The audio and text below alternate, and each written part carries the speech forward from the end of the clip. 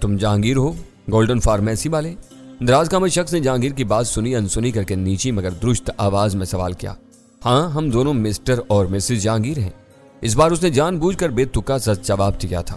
اس کا ذہن بہت تیزی سے کام کر رہا تھا۔ وہ اس شخص کو جلد از جلد زیر کرنے کے امکانات کا جائزہ لے رہا تھا۔ اسے ریوالور سلمہ کے سر سے ہٹا کر اچانک جہانگیر پر تان لیا اور دھیمی گھبراہٹ میں بولا، کیا ننگے بیٹھے ہوئے ہو؟ جلدی سے ڈھنگ کے کپڑے پہنو، تم کو میرے ساتھ چلنا ہے۔ سلمہ، تم چلی جاؤ ان کے ساتھ، مجھ سے تو اب اٹھا بھی نہیں جائے گا۔ جہانگیر نے سر جھکا کر لڑکھڑائی ہوئی آواز میں کہا۔ بکواس بند کرو، تم کو میرے ساتھ جانا ہے، دراز قامت غصیلی آواز میں بولا۔ ارے بھائی، ڈانٹ کیوں رہے ہو؟ جہانگیر نے فضا میں دائنا ہاتھ نچا کر کہا۔ لے جانا ہے تو ذرا سہارا دے کر بستر ہی سے اٹھا دو، کپڑے میں تمہارے گھر جا کر پہن لوں گا۔ جہانگیر نے کن نکیوں سے دیکھا کہ اس کی اداکاری کے نتیجے میں نوبارد کی آنکھوں میں الجھن اور تشویش کے سائے لہرانے لگے تھے۔ وہ یقینی طور پر جہانگیر کو اغوا کر کے لے جانے کے ارادے سے آیا تھا اور یہ سوچ کر پریشان ہو رہا تھا کہ نشے میں تجھ شکار کو فلیٹ اور پھر بلڈنگ سے باہر کیسے لے جائے گا۔ وہ سلمہ کی طرف سے بھی غافل نہیں تھا۔ اس نے لمحہ بھر کے لیے سوچا، پھر سلمہ کی طرف مڑ کر دھیمی آواز اور لہجے میں بولا، اگر تم نے کوئی حرکت کی تو میں تم دونوں کو مار دوں گا۔ باہر پڑی ہوئی عورت کا حشر تم نے دیکھ ہی لیا ہے، ابھی وہ صرف بے ہوش ہے لیکن مر بھی سکتی ہے۔ اوہو، ایک اور عورت ہے، کہاں ہے وہ؟ بلاؤ اسے۔ جہانگیر کسی ہوس پرست شرابی کی طرح بڑبڑانے لگا۔ دوسری عورت کے ذکر نے اسے فکر مند کر دیا تھا۔ سلمہ کو سرزنش کر کے وہ شخص جہانگیر کی طرف لپکا اور اسے برہنہ شانے سے پکڑ کر جھنجھوڑ کر رکھ دیا۔ ابے جب برداشت نہیں کر سکتا تو اتنی پیتا کیوں ہے؟ وہ دانت پیس کر بولا تھا۔ اب تیری 2 من کی لاش کو میں کہاں گھسیٹتا پھروں گا؟ جہانگیر مدہوش بن گیا تھا لیکن پوری ہوش مندی سے حالات کا جائزہ لینے میں مصروف تھا۔ اسے یقین ہو گیا تھا کہ باہر والی عورت اس عمارت کی کوئی مکین ہوگی۔ اسے باہر نکلتے اور پھر واپس آتے دیکھ کر اس شخص نے خاموشی سے اسے پوشیدہ ریوالور کے نال پر لے کر اپنے ساتھ چلتے رہنے کا حکم دیا ہوگا، اور اس کے ساتھ ہونے کی وجہ سے سیکیورٹی والوں نے اسے مہمان سمجھ کر نظر انداز کر دیا ہوگا۔ یوں وہ کسی رکاوٹ کے بغیر اس عورت کی آڑ لے کر اوپر ان کے دروازے تک آ گیا۔ وہ اکیلا 3 افراد کو نہیں سنبھال سکتا تھا۔ اپنا کام نکل جانے کے بعد اس نے عورت کو باہر کی راہداری میں بے ہوش کر دیا۔ اگر اس کا مقدر ساتھ دیتا اور وہ جہانگیر کو ساتھ لے جانے میں کامیاب ہو جاتا تو اس سے پہلے سلمہ کو بھی اس عورت جیسے انجام سے 2-4 ہونا پڑ جاتا۔ جہانگیر کو اسے کسی طرح اس سے پہلے ہی زیر کرنا تھا۔ جہانگیر کو بستر سے نیچے اتارنا آسان کام نہیں تھا۔ تھوڑی سی زور آزمائی کے بعد وہ شخص الگ کھڑا ہو کر جہانگیر کو گھورتا رہا، پھر ریوالور جیب میں رکھ کر تیزی سے اس پر جھکا تاکہ اسے بستر سے اترنے میں مدد دے سکے۔ جہانگیر نے ٹرے سے اسکاچ کی بوتل اٹھائی اور تڑ سے اس کے سر پر دے ماری۔ بوتل ٹوٹی نہ سر، مگر اس شخص کا بھیجا ضرور ہل گیا۔ وہ کراتا اور لڑکھڑاتا ہوا قالین پر گر گیا۔ جہانگیر اپنے بستر سے کودا، پھر اس نے اپنے حریف کے سینے پر سوار ہو کر اس کے چہرے پر تابڑ توڑ مکے برسانے شروع کر دیے۔ اس شخص کو اپنے مدہوش حریف سے اتنے سخت رد عمل کی توقع نہیں تھی۔ وہ دونوں ہاتھوں اور کلائیوں کی مدد سے اپنا چہرہ بچانے کی کوشش کرتا رہا۔ بوتل کی چوٹ کھا کر قالین پر گرتے ہوئے اس کی جیب سے ریوالور نکل کر دور جا پڑا تھا۔ ان دونوں میں سے کوئی بھی ذرا سی کوشش کر کے اسے اٹھا سکتا تھا۔ سلمہ لاکھ خانہ دار سہی، لیکن وہ اس موقع کی نزاکت کو اچھی طرح سمجھ رہی تھی۔ اسے پہلے راؤنڈ ہی میں اندازہ لگا لیا کہ اس کا دلیر شوہر اپنے حریف کا جلد ہی بھرکس نکال دے گا۔ اسے سب سے بڑا خطرہ ریوالور کی صورت میں نظر آ رہا تھا۔ وہ تیزی سے بڑھی اور اس نے بہت احتیاط سے اپنی چٹکی میں دبا کر ریوالور اٹھایا اور مسیری پر دور رکھ دیا۔ وہ سب بہت تیزی سے ہوا تھا۔ جہانگیر نے غیر معمولی پھرتی اور ہمت کا مظاہرہ کر کے سلمہ کو حیران کر دیا تھا۔ وہ کسی نہ کسی طرح اس کا ہاتھ بٹانے کے لیے بے چین تھی۔ سلمہ نے ایک لمحے کے لیے ان دونوں کا جائزہ لیا اور پھر قالین پر گرے ہوئے نوار کی دونوں ٹانگوں کے درمیان مقام کا نشانہ لے کر پوری قوت سے اپنی لات گھما دی۔ اسے یقین تھا کہ اس نازک مقام پر آنے والی ضرب اسے ایک لمحے میں نڈھال کر دے گی اور جہانگیر کو زیادہ مشقت سے نجات مل جائے گی۔ وہ دونوں ساکت نہیں تھے۔ مغلوب حریف اچھل کود کر کے جہانگیر کو اپنے اوپر سے گرانے کے لیے کوشاں تھا۔ اس اچھل کود کی وجہ سے سلمہ کا نشانہ خطا ہو گیا اور اس کی لات خاصی زور سے جہانگیر کی پشت پر پڑی۔ وہ غرا کر رہ گیا۔ سلمہ سہم گئی۔ اپنی یہ کوشش کا انجام دیکھ لینے کے بعد اس کا امدادی جذبہ صابن کے جھاگ کی طرح بیٹھ گیا تھا۔ وہ الگ کھڑی وہ مقابلہ دیکھتی رہی۔ جہانگیر اپنے زمانے کا بہترین لڑاکا تھا۔ وقت کی گردشوں نے اسے کاہل ضرور بنا دیا تھا، لیکن اس کے ذہن میں دست بدست لڑائی کے سارے آزمودہ گر نقش تھے۔ اسے ذرا سی دیر میں اپنے مقابل کا پورا چہرہ ادھیڑ کر رکھ دیا۔ جو ہی وہ ذرا نڈھال ہوا اور اس کے ہاتھ پیر ڈھیلے پڑے، جہانگیر نے اس کی بائیں کن پٹی کے ایک خاص مقام پر فیصلہ کن مکہ رسید کیا۔ وہ چراغ سحری کی آخری لو کی طرح بھڑک کر زور سے اچھلا اور پھر ہاتھ پیر ڈال کر بے حس و حرکت ہو گیا۔ اس کی بے ہوشی کا یقین ہوتے ہی جہانگیر فاتحانہ انداز میں اس کے سینے سے اتر آیا۔ یہ کیا حرکت تھی؟ تم نے میری کمر پر لات کیوں ماری تھی؟ جہانگیر نے سلمیٰ کو گھورتے ہوئے پھاڑ کھانے والے انداز میں پوچھا۔ میں نے اس کا نشانہ لیا تھا، عین وقت پر اس نے اپنے کولے نیچے ٹکا دی اور میری لات تمہاری کمر پر پڑ گئی۔ سلمیٰ نے ہکلاتے ہوئے اپنی غلطی کی وضاحت کی۔ اس وقت اسے خوف آ رہا تھا کہ کہیں جہانگیر غصے میں اسے بھی گرا کر مارنا شروع نہ کرتے۔ یہ تمہارے بس کی باتیں نہیں ہیں، لڑائی جھگڑے مردانہ کھیل ہوتے ہیں، اس میں عورتوں کو اکثر موج آ جاتی ہے، اس نے خفگی سے کہا۔ اگر تمہاری لات ذرا زور سے پڑی ہوتی تو میرے گردے پھٹ سکتے تھے۔ جاؤ، اب کھڑی منہ کیا دیکھ رہی ہو؟ ڈینی کو بتاؤ کہ اس کا کیا دھرا مجھے بھگتنا پڑ رہا ہے۔ دن رات گھر میں بیٹھا ہوں مگر ان سالوں نے یہاں بھی چین نہیں لینے دیا۔ یہ اکیلا نہیں ہوگا، باہر اس کے 2-4 ساتھی ضرور موجود ہوں گے۔ مغلوب حریف کے ساتھیوں کا ذکر سن کر سلمیٰ کا چہرہ دھواں ہو گیا۔ جہانگیر نے برابر کے مقابلے میں اپنے حریف کو آسانی سے مار لیا تھا، لیکن ایک وقت میں کئی مسلح حریفوں سے مقابلہ کرنا شاید اس کے لیے دشوار ہوتا۔ وہ خوفزدہ ہو کر سیدھی فون کی طرف بھاگ گئی۔ جہانگیر کھڑا اپنا سر کھجاتا رہا۔ وہ اس وقت سلمیٰ کے ساتھ کچھ خوشگوار لمحات گزارنے کے لیے اپنا موڈ بنا رہا تھا۔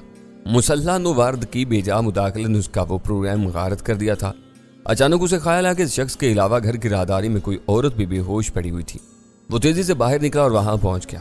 وہ پختہ عمر کی عورت تھی، گوری چٹی رنگت اور تیکھے نقوش کی وجہ سے بہت سی لڑکیوں سے زیادہ پرکشی تھی۔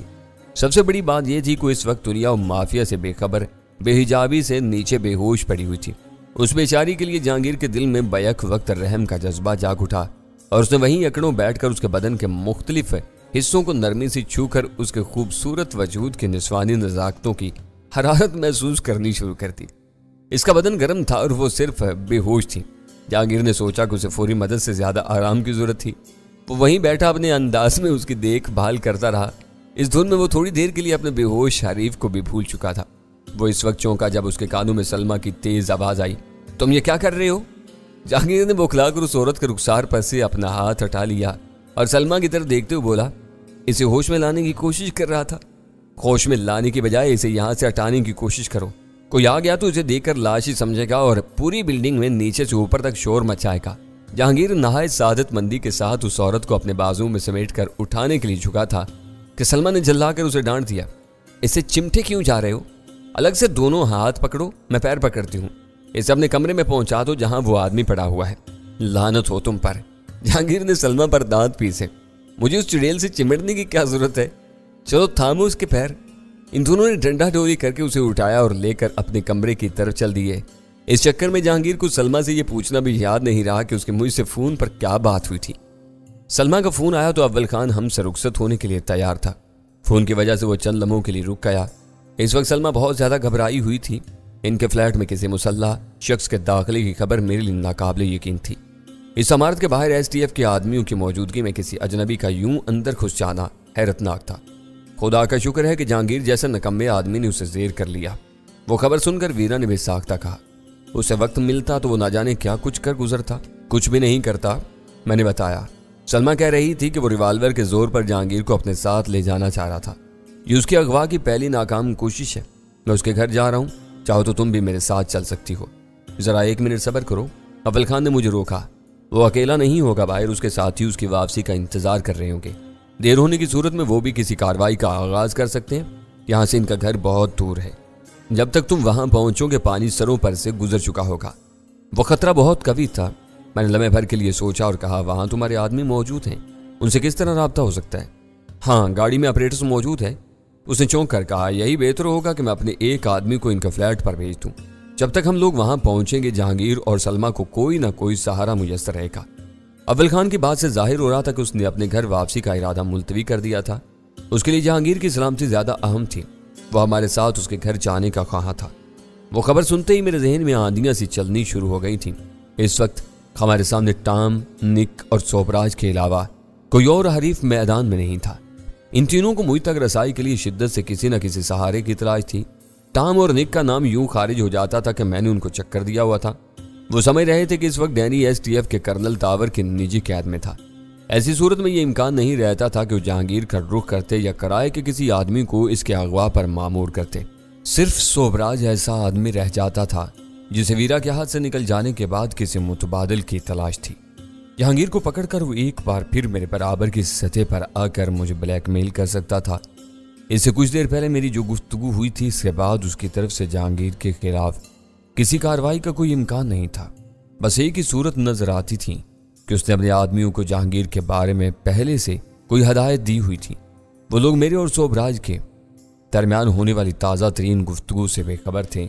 उन्होंने अपने आका की आखिरी हदायत के मुताबिक मौका मिलते ही जहांगीर के घर पर अपना काम शुरू कर दिया। वो अंदाजे थे जहांगीर के घर पर बेहोश हो जाने वाले शख्स से पूछताछ के बाद ही वो गुत्थी सुलझ सकती थी। गजाला और सुल्तान शाह को घर पर छोड़कर हम तीनों बाहर आए और अव्वल खान की गाड़ी में बर्क रफ्तारी के साथ क्लिफ्टन की तरफ रवाना हो गए।